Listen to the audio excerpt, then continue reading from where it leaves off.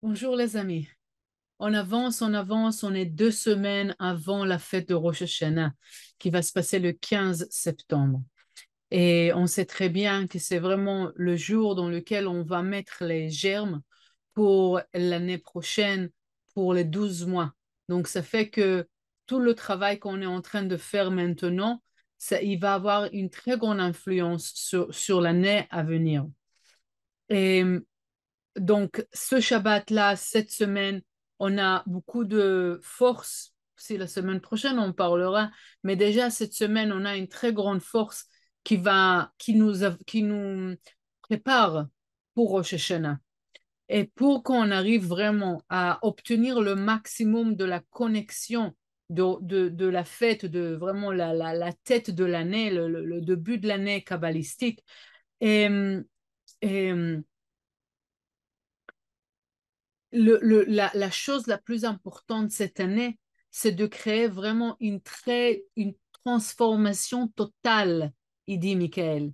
Pourquoi? Parce que cette année, j'imagine que vous avez déjà vu le vidéo de Michael pour cette année. Et cette année-là, c'est Tav Shin Pei Daled. Ça veut dire les dernières lettres Pei Daled, ça nous ramène à Pada, Pidion.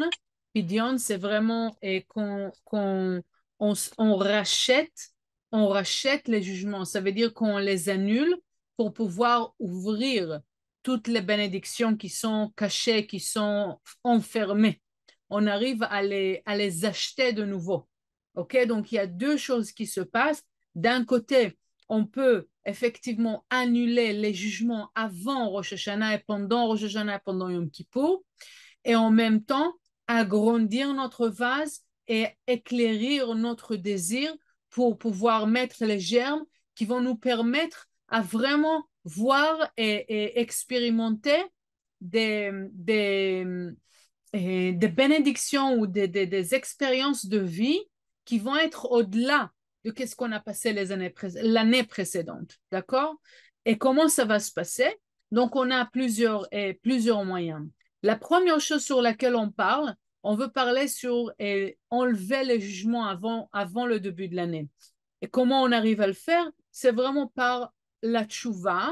On sait très bien qu'en retournant dans le temps, on a la force du mois de Vierge en ce moment, que ça nous permet de vraiment retourner aussi dans le moment qu'on a créé de court-circuit pendant l'année et aussi se rattacher à cette force qui existe avant même de la création, qui est la force de Tchouva, qui est la force de corriger, la force de correction. Donc, on a déjà la force du moi qui nous aide à rectifier les courts-circuits qu'on a créés et aussi cette portion-là, on va voir tout de suite. La deuxième chose qu'on veut aussi amplifier les bénédictions qui vont agir, qui vont s'activer dans notre vie. Et comment on peut le faire? C'est à travers toutes les connexions qu'on est en train de faire pendant le mois de Vierge, la lecture du Zohar et qu'on reçoit et les corrections qu'on fait, les lettres, et les anabekoar, l'écoute du chauffard pendant Rosh Hashanah, toutes les prières, etc., toutes les connexions, tout ça, ça va nous permettre de vraiment tirer les bénédictions de au-delà. OK? Maintenant, avant qu'on parle sur la troisième chose, euh, il faut savoir que cette semaine, on a vraiment un très grand pouvoir, une très grande force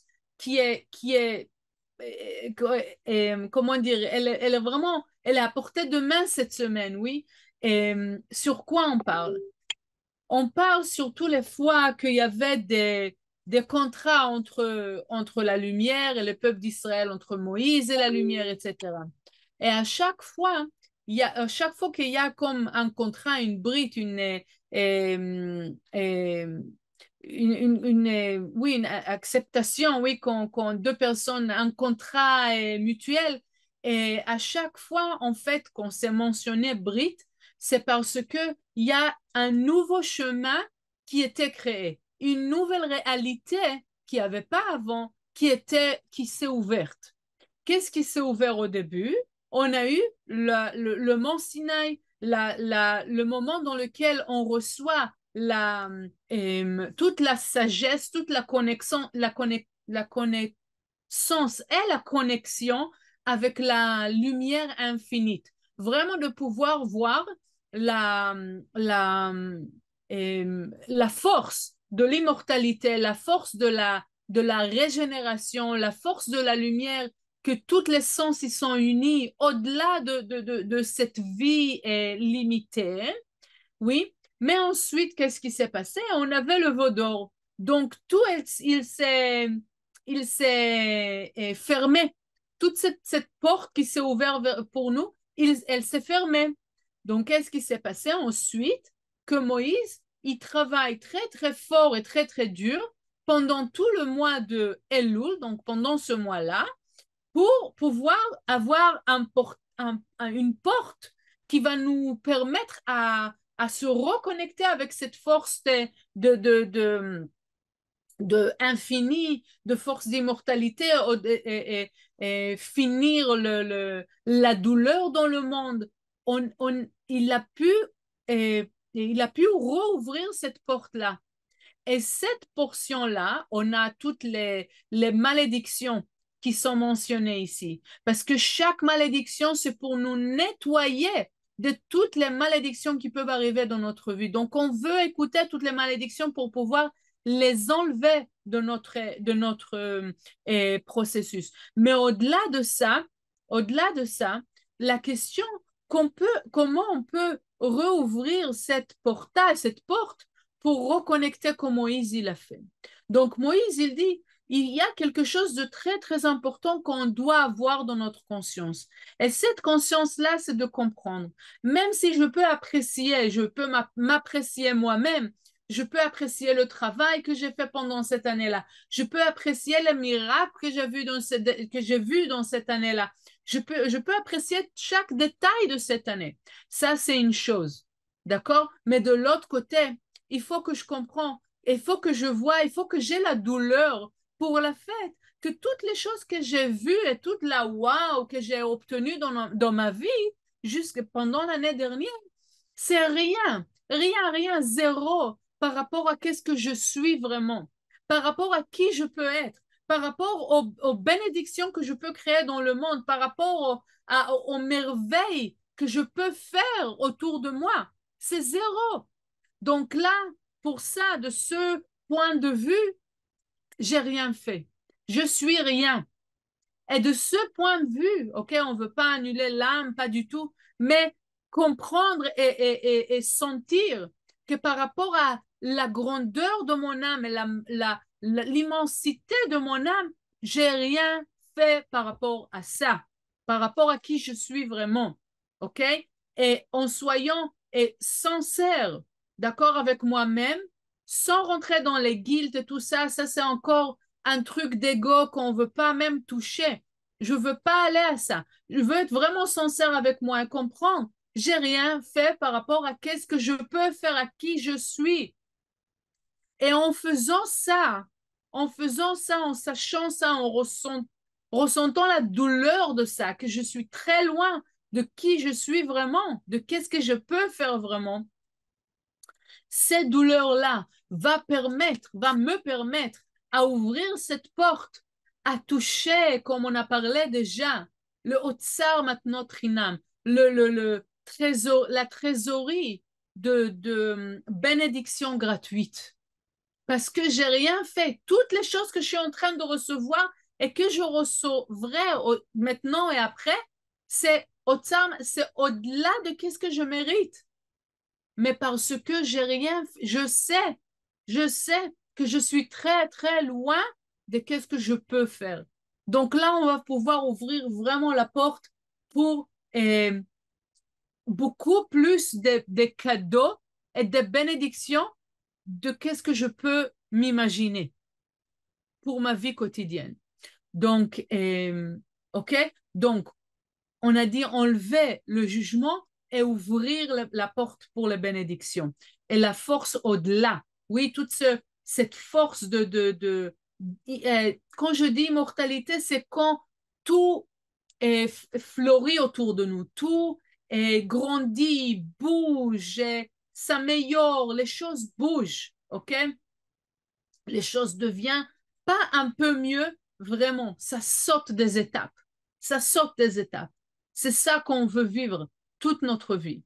Et à chaque fois, on va passer le même jusqu'à que on va vraiment être unis avec le monde supérieur. On va passer encore une fois toutes les choses qu'on a fait. Ça va être rien par rapport à qui je suis. Parce qu'à chaque fois, j'ai encore une étape et encore une étape à passer.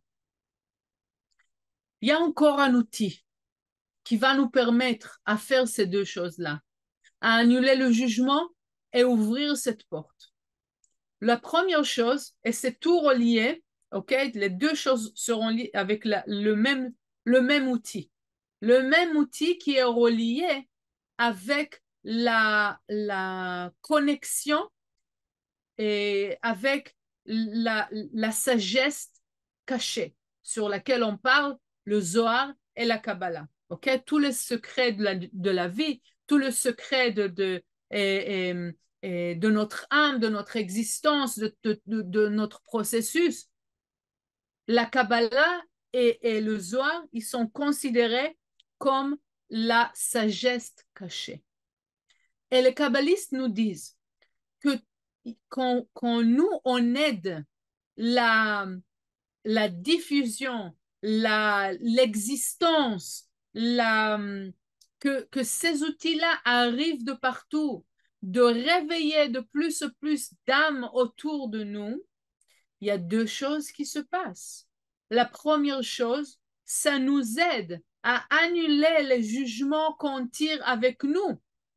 Parce que quand on fait la tzedaka, la donation, on utilise l'argent qui représente notre énergie, si vous pensez à ça. L'argent, elle contient toute notre énergie, tous nos talents, tout notre temps.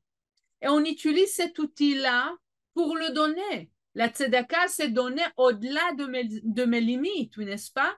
Et quand je fais ça, qu'est-ce qui se passe? Je expérimente un vide physique dans l'intérieur de moi. Donc, ça tire un désir spirituel. Et on sait très bien qu'on a un vrai désir, ça tire aussi les bénédictions. Et de l'autre côté, ça annule les jugements. Et c'est là-dessus que c'est dit dans le Zohar et aussi dans la Torah elle-même. Qu'à chaque fois qu'il y a une personne qui donne une tzedaka, hein, une donation, elle annule tous les jugements. Parce qu'au lieu de passer à travers le jugement, on a proactivement, on s'est mis dans un manque. OK? Donc là-dessus, on arrive à vraiment annuler le jugement et arriver propre pour Rosh Hashanah, pour notre vase, sans des barrières entre nous et la lumière infinite. Qu'on pourra vraiment être là, un container, un vase, un conteneur de vraiment qui va pouvoir vraiment contenir toutes les bénédictions au-delà de qu'est-ce qu'on peut penser. OK? Et la deuxième chose que ça fait, c'est quand, et Michael a mentionné ça, qu'à chaque fois que je donne une tzedaka, une donation, si c'est pas pour permettre à d'autres personnes d'étudier comme le scholarship de Keren, si pour distribuer d'autres Zohar, la scholarship de Durab, et si c'est pour la traduction du Zohar et le scholarship d'Eliyahu, à quoi ça sert tout ça? À quoi ça sert? Parce que ça permet de toucher d'autres âmes qui arrivent à ouvrir les yeux et à révéler leur âme. Vous imaginez, on arrive à stimuler encore d'âmes, à réveiller d'autres âmes. Donc, quand on arrive à Rosh Hashanah, comme Mickey l'a dit d'une manière très belle, on ramène beaucoup des âmes avec nous. Et on sait, plus on ramène des âmes, plus on ouvre des portes, on arrive nous-mêmes à toucher à des choses qui sont au-delà, à révéler plus de parties de mon âme et à toucher à des choses qui sont au-delà de ma logique. OK? qu'est-ce que je veux dans la vie, qu'est-ce que je préfère, c'est rien par rapport à qu'est-ce que la lumière, elle veut nous donner, mais on n'arrive pas à le voir parce qu'on se limite à chaque fois. Donc, cette année, Pada, Pidion, ouvrir, de acheter toutes comme la clé pour ouvrir le portail. Ah, ça suffit, on veut vraiment vivre la bénédiction, vivre la plénitude totale. Donc, qu'est-ce que je vous conseille? Je lirai maintenant la partie de les écritures du Hari, parce qu'il n'y a pas de Zohar dans cette portion, pour cette portion, dans le Zohar normal. Donc, parce que c'est une portion très, très puissante. Et donc, je voudrais lire dans les écritures du Hari. Pendant que je lis dans le Hari, je vous conseille de poser la question à votre âme. Combien je veux faire? Combien je voudrais partager? Vous pouvez choisir, encore une fois, parce que vous êtes francophone, donc et vous conseille de plutôt faire votre donation vers le projet Zohar. Pourquoi? Parce que ça permettra, imaginez, il y a plus de gens francophones qui vont pouvoir, c'était le rêve d'Eliav, qui vont pouvoir lire le Zohar et comprendre qu'est-ce qu'on peut comprendre, mais au moins comprendre quelque chose du Zohar. Ça va ouvrir tellement de portes pour les âmes, tellement de choses pour le monde entier, pour l'Afrique, pour la France, pour le monde. Donc, rien qu'imaginez la transformation totale qui pourra arriver aussi, pas seulement comme étant un individuel, mais étant un collectif français. Quelle transformation peut arriver? Et que chacun d'entre nous, en faisant cette action vers le projet, va enlever les jugements pour l'année et va ouvrir les portes pour beaucoup plus de bénédictions qu'elle mérite. Oui, ouvrir le mérite. Et aussi, quand on fait ça, on veut se rappeler de nouveau. On fait rien du tout par rapport à qui on est. D'accord? Pour arriver complètement vide à Rosh Hashanah et en sachant que quand je sais que je suis très loin de qui je suis, je peux obtenir au tsar maintenant trinam, la trésorerie de cadeaux gratuits. Donc, vous pouvez fermer les yeux, prenez un moment entre vous et votre âme. Qu'est-ce que je voudrais faire? Qu'est-ce que je voudrais faire?